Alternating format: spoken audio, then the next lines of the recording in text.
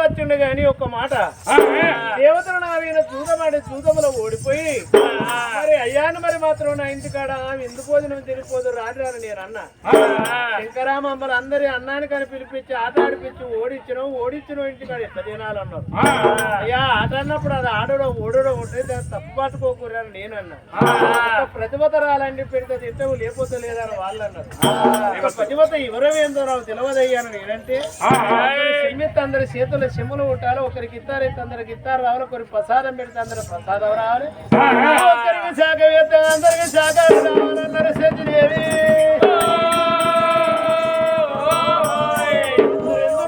ఎందరు అడిగిన మా వల్ల కాదు శంకరా మా వశము కాదు మా తరవ కాదు అన్నారు.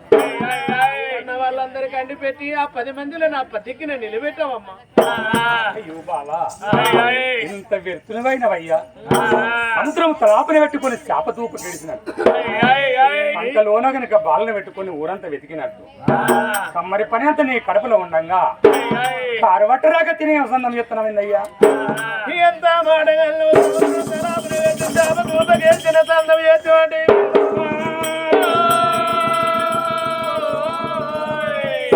అంటే ఏమి శాప అంటే ఏమిటమ్మా? మరి సముద్రం అంటే కనుక పార్వతమ్మ, శాపలు అంటూనే నువ్వు సముద్రం శ్రాపని పెట్టుకొని శాప దూపు గడిచినట్టు మరి సంకలోలం బాలను పెట్టుకొని ఊరంతా వెతికినట్టు బావా మరి పని అంతా నీ కడుపులో ఉండగా కారవట్టరాక తిరిగినట్టు ఈ దేవలోకమంది గనక 133 కోట్ల మంది దేవతలల్లా పార్వతంత మాత లేదు, పరిమేత్రి గణదాత లేడు. మందికి వంట చేసి పెట్టి ఆ ధర్మం కాపాడనంటే మా అక్క ఒక్క పార్వతమ్మ తప్ప ఎవరి వల్ల కాదు బావా. 10వ అవతారం నాది, 11వ అవతారం పార్వతమ్మని ఆది శక్తి అమ్మవారు అంటే పార్వతమ్మ అన్నారన్నావు. ఎవరి వల్ల కాదంటే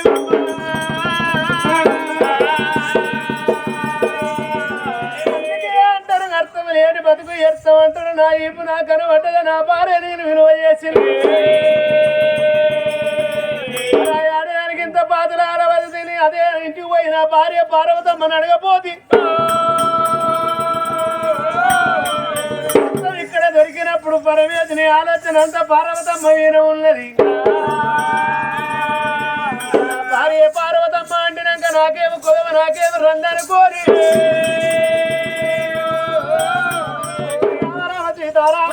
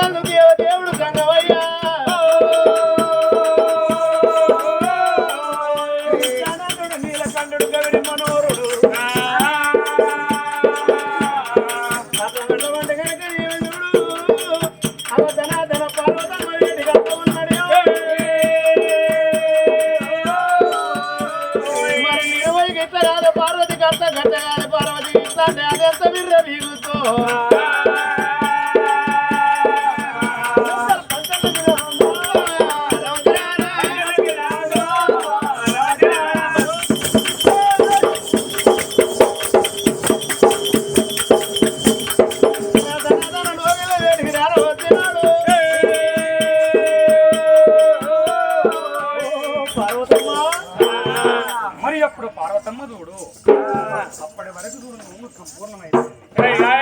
భర్త మాటలు నా పార్వతమ్మ అనుకున్నది. మరి దేవతలందరూ విందు భోజనం తీసుకురావచ్చని బాలా పార్వతమ్మ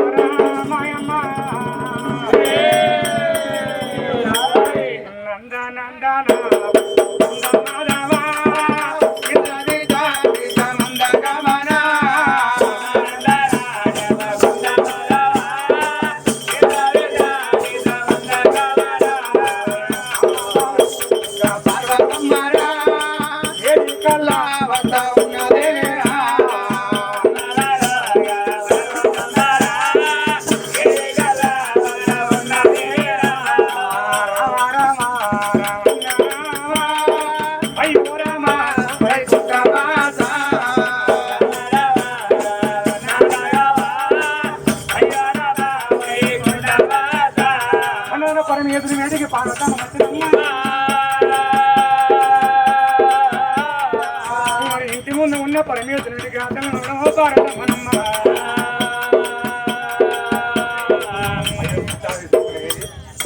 అయ్యో చుట్టాలు వస్తలేదు ఎవరు? 1 2 3 బార్లు వచ్చినాయి. పార్వతి ఏంది ఒక్కనే చేయండి? అరే రే రే ఒక్కనే వెళ్తున్నాడు నీకు ముచ్చట తెలియదు కదా. ఏంది ఏంటారు వాడి చెమట పెట్టింది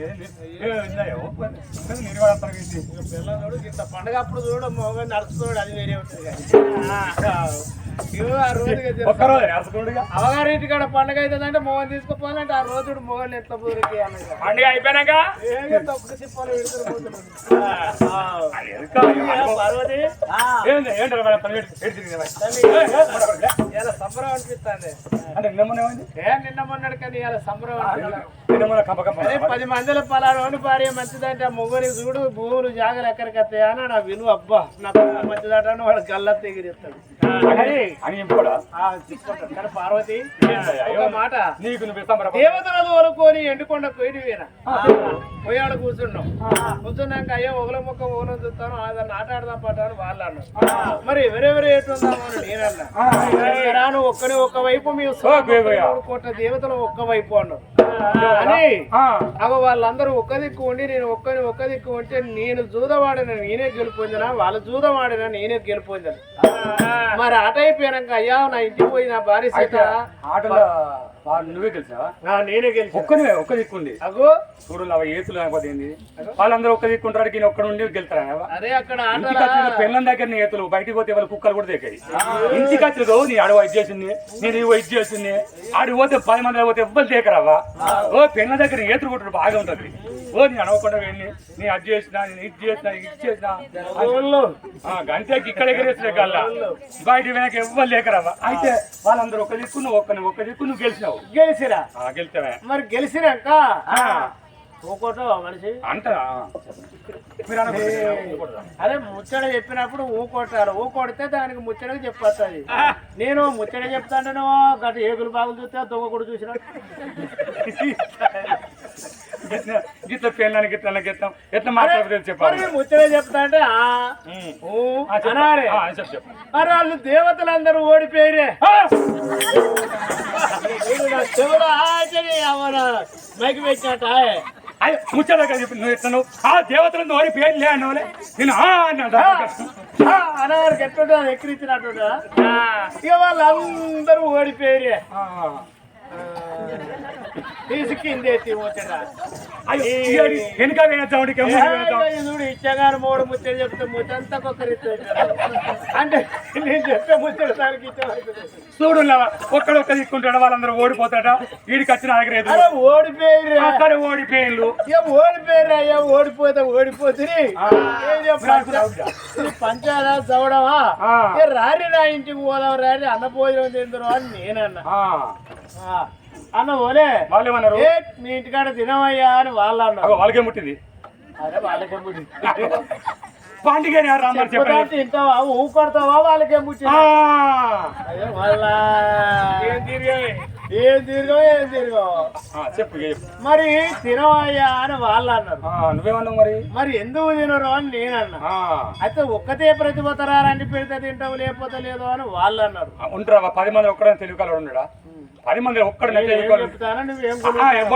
ఎవడో తెలివికాలు మంచిగా మూతి మీద మంచిగా గట్టిగా తంతాడు వాడు. ఎవడో తంతాండవా చూడు. మరి ప్రతిభత ఏందో ఎవరేమేందయ్యా అని నేనన్నా.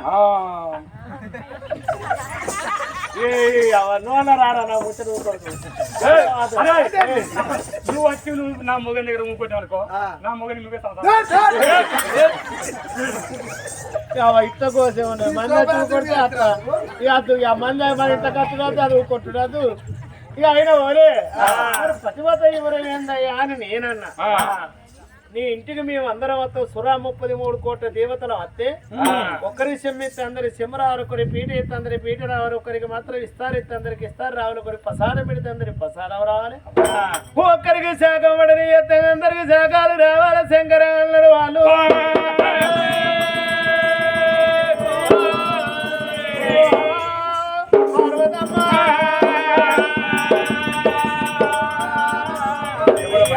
మంచిగా తను నా బొమ్మ తీయించాలి. ఇంతమంది నా ఒక్కని నా మాట మాత్రం పక్షవాతం చేసేది కాబట్టి మరి ఆ ప్రతిభత అండిపెట్టే తల్లి ఎవరో తెలుసుకొని వస్తారని మరి సత్యలు వైకుంఠం మరి వైకుంఠం మేనా ఆ లక్ష్మీదేవి దగ్గరికి ఆ లక్ష్మీదేవి దగ్గర పోతే ఓ బావు నా దగ్గర అంత సత్యం ఎక్కడి సత్తం పోడవాడా ఏ తమ్మునికి ఒక్కరికి అరుచుకునే వారికే నా పొక్కలు చీకిపోయినాయి నా రెక్కలు పడ్డాయి కొనుపు ముందడెత్తి ఇక నాకు ఉన్న బుద్ధే కాలేదు ఇక ముచ్చటికి ఆడికెళ్ళి సరస్వతి దగ్గర అదేమన్నది నా వల్ల కాదా అని అదన్నది వాళ్ళల్లో కొట్టుకుపోయింది అంట తినాల ఇక అది నా వల్ల కాదన్నది అవ ఇంద్రుడి భార్య శశిదేవి దగ్గర పోతే శశిదేవి ఒక్క మాట ఏమన్నా దొరికేనా శంకరా దేవతలకు ఒక్కని నువ్వు దేవదేవ సంగమయ్యం 133 కోట్ల దేవతలకు సృష్టికర్త ఒక్కడివి శంకరానికి ఇంతమంది నిలవలేదా సముద్రం తలాపన పెట్టి శాప దూపగెరిచినట్టు ఉయ్యాల బాలలు వేసిన చోటి ఎట్టి తల్లి ఊరంతా తిరిగినట్టు అంతటి అని భార్య పార్వతమ్మ అన్నారు లేకపోతే ఈ దేవలోకములు ఎవరి వశం ఎవరి తరవ కావాలంటే అక్కడ దొరికితే ఆలోచన పడి నీ వేటికి వచ్చిన ఆటలు నేను గెలిచిన అన్నవరు నువ్వు గెలవాలి వేసినంత తాత లేడు పార్వతంత మాత లేడా అని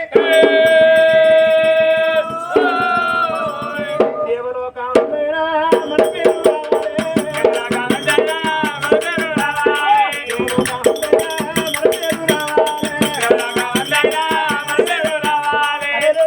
శంకరంతోడు పెట్టుకో రోజు పార్వతోడు తట్టుకోలేవని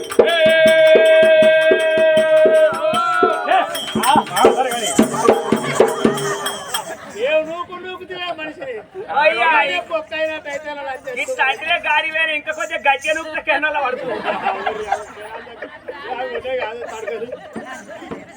మనిషి ఏ మనిషి మనిషి మనిషిని చూసుకొని మీదవా నేనే చెప్తారా అక్కడ పోతే అది మూతి వినదన్నింది ఇక్కడ పోతే ఇది ముక్కు వినదన్నింది అది అక్కడ దన్నింది ఇక్కడ అంతే ఇప్పుడు పెళ్ళి పతివంతం ఆడికి వచ్చి ఇప్పుడు పెళ్ళం దగ్గరికి వచ్చి నువ్వు వండి పెట్టి నేను ఆటలోకి గెలిచింది నువ్వు అన్నంలోకి వెళ్ళాలంటే ఇక ఇక చల్ల పడ్డది కాదు చల్ల పడ్డది అంటే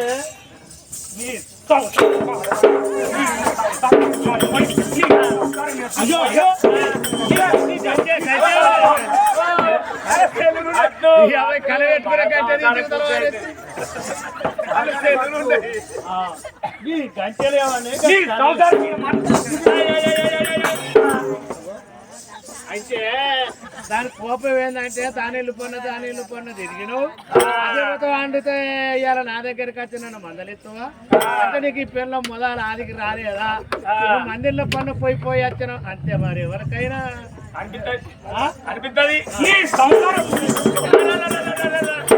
కొడుకు గారి పండుగ ముందట పండుగ 16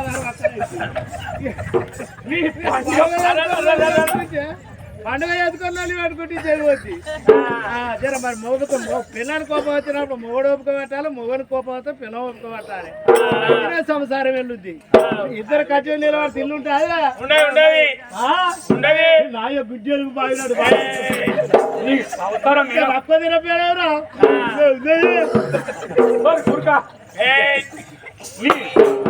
అక్కడ పోయి అది మూతి వినాది ఇక్కడ అక్కడ అంతే పిల్ల అది కచ్చి పిల్ల దగ్గర సంవత్సరం అదే ఏమంటే అయ్యా నీదే పొరపాటు ఆడవాళ్ళు ఏడ్చినప్పుడు ఎడమ చేతికి ఉండదు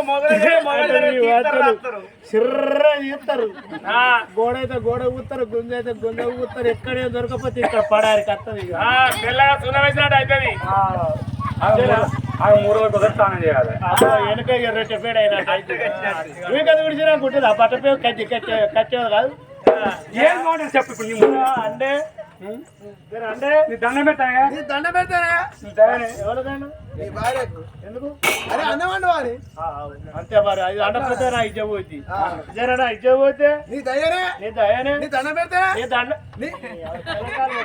అరే పెనకాలు పెట్టి ఆ పత్తి కింద పెట్టినాం అనుకో ఒక్క పోకుండా లేకుండా మొత్తదయ్యా నేర్చుకునే రావా వీరు మాట పట్టుకొని కొడుతురు వాళ్ళు జర నీ దండం పెడతానే నీ దయ్యనే నీ దయనే నీ కాలు మొక్కనే నీ కాలు మోక్తా నీ ఉత్సాహతనే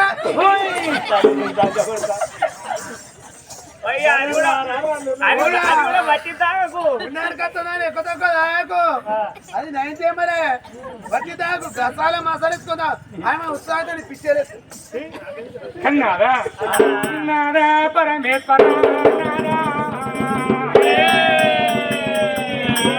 ఇలా 33 కోట్ల దేవతల ఆడలు నువ్వు గెలుస్తున్నావు నేను గెలుస్తానయ్యా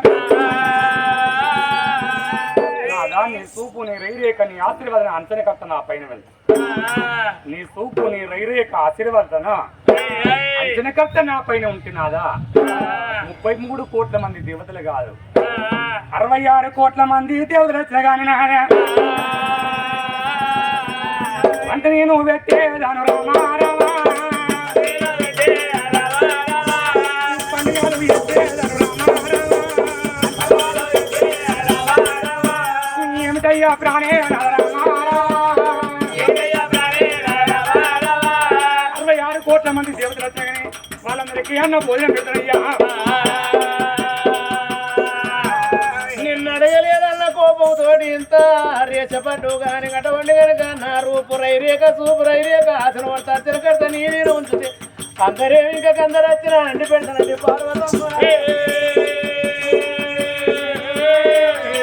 పార్వతమ్మ దగ్గర అధికారం తీసుకున్నాడు బయలుదేరి దంగయ్యా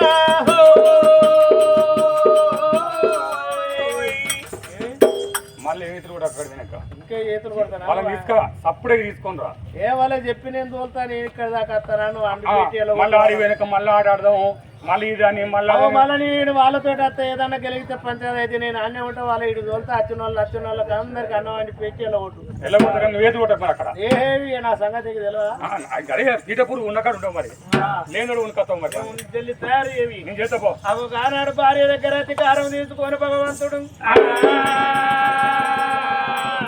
కొండ వేడికి వచ్చిండు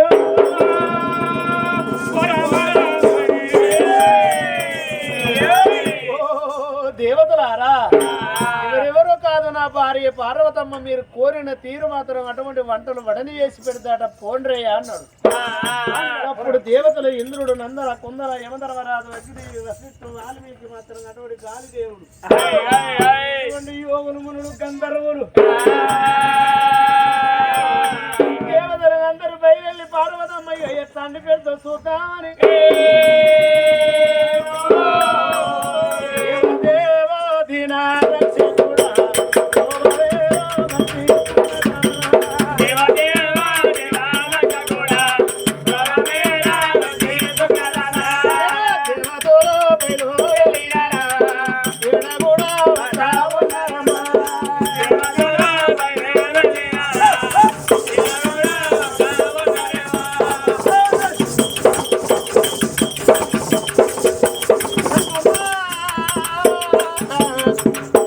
పోతానము గాని ఒకవేళ పార్వతమ్మ మనకు పోంగనే పడుకోండి అయ్యాని చెమ్మెత్తినప్పుడు ఒక్కరికి ఇచ్చిన మన అందరికి వచ్చిన కానీ రాలేదని అబద్ధం ఆడాలి అవి అందరు దేవతలు అనుకోని బయలు వస్తాడు వస్తాంట చూడు దేవతలల్లా కుబేరుడైనా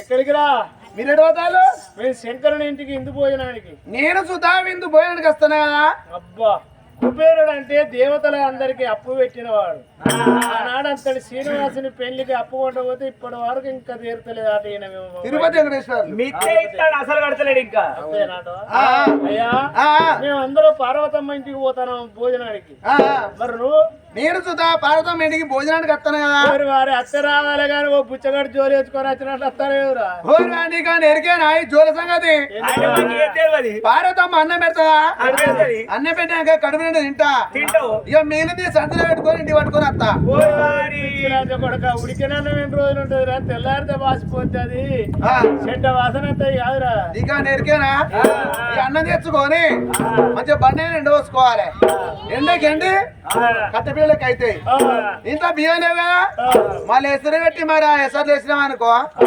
ఎసర్లు అన్నం అయితే ఎండ పెడితే బియ్యం అవుతాయి ఓ ఉడికి నీళ్ళల్లో దేవి పండగ ఎండబోతాయి మాత్రం కట్టె ఇంట్లో బియ్యం లేని మళ్ళీ ఎసరు పెట్టి అలా వరవస్తే మళ్ళీ అన్నం అయింది అందుకే ఆరోగ్యంతో సంపాదించడం మరి ఏందనుకుంటా మంచి కొంపలు ముంచి సంపాదించడు గుండెలు పలుకుతాయా? మీ అసోంటి వాళ్ళు గిట్ల సంపాదిస్తారు. 1/2 కిలో బెండకాయలు తెచ్చి 5 తింటారట పొద్దు మాకు. వాడు పొద్దుదాకా దూర కంట వేసి పొద్దుకి ఇళ్ళ భోజనం దగ్గర రూపాయలు ఉంటాయా మళ్ళా మంది మొక్కలు చూడాలి అందుకే నోరు కట్టి వేసుకున్నాడే 10 రూపాయలు సంపాదించి అప్పులు ఇయ్యగలుగుతాడట ఒక మాట ఏమాడా? పార్వతమ్మ ఇంటికి పోయినాక ఆమె సెమ్మిస్తే మనం అచ్చన కానీ రాలేదనాలరా రాలేదని చెప్పాలి రా. ఎందుకు అరే పరవేతుడు ఒక్కడు మన ఆటలు ఓడించిండు కాబట్టి ఆయన భార్యను మనం ఓడిస్తే మాత్రం అంతుకు వంతు ఒకప్పుడు మన ప్రతిజ్ఞ నిలబడ్డ ఆలోచన నీకున్నదా లేక నాకైతే ఆలోచన ఉండదు ఆటకాడ మనలో ఓడిచ్చిండు కాబట్టి అన్నం కాడ మనం ఓడించిన వాళ్ళం కావాలి. మన ఒక్కరంగా ఇద్దరంగా 33 కోట్ల దేవతల ఒక్కడే పరమేశ్వరుడు ఓడించిన గెలిచిండు నా కడపైతే కుమారం ఉడికని ఉంటుంది ఇంటికి పోయినాక ఒకరు సీఎం వచ్చిన రాలేదు రాలేదు మనం మొత్తుకోవాలి ఓడియాలి హలో హలో బాంబర్ హలో బామ్మర్ది అయితే.